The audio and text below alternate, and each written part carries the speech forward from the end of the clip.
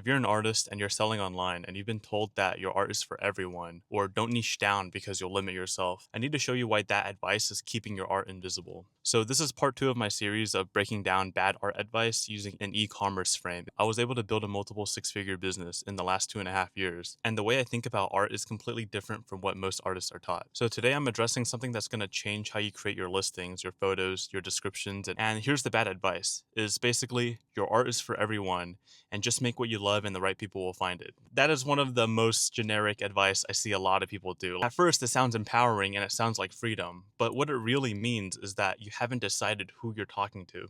You're just hoping that the right person stumbles across it, and because it's broad enough, it will appeal to everyone. So in e-commerce, there's this principle called defining your avatar. And once you understand it, you'll never look at making listings the same way again. What an avatar is basically the specific person that you're selling to. And it's not just the demographics like the age, gender, or location of where they are, but it's also the psychographics, like what they care about, what aesthetics they like, and even what language they're using. You don't want to sell to everyone who might want art. You want to sell to one type of person and you want to speak directly to them. So once you define an avatar, everything gets clear as well. For example, if you're selling a print to a gamer versus selling a print to a mom decorating her house, for the gamer, you know the aesthetic for like a dark background, there's like neon lights, there's like gaming setups, right? And the language will also be more game oriented versus for a mom, it would be like a bright, flowery, soft colors background.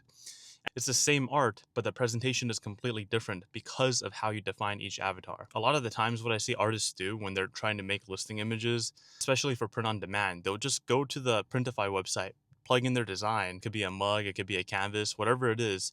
They'll just grab the default listing image, the mock-up that they give you, and then you just put that as your main listing image and you call it a day. You're like, yeah, I tried my best. This is it. You can already know that listing image is super generic and 1,000 other people have that exact image, just a different design on it. When you have an avatar defined very specifically, you'll understand why that doesn't work. So let's say you're printing it on a mug. Instead of using that default listing image that Printify gives you, what I would do is I would order the mug and I'll put that mug into my room and design a little area that makes it look like it's in the environment for a gamer. When the person sees that listing image, they'll see how it fits into their environment. The gamer sees the gaming setup and thinks, oh, that's me, that's my space. You're not just showing them the art, you're showing them the future that they'll have when that piece of art is inside of their environment. And here's why a lot of artists resist doing this, because it feels like you're limiting yourself, right? Because you're like, oh, if I just make this design just for gamers, what if someone else wants it too?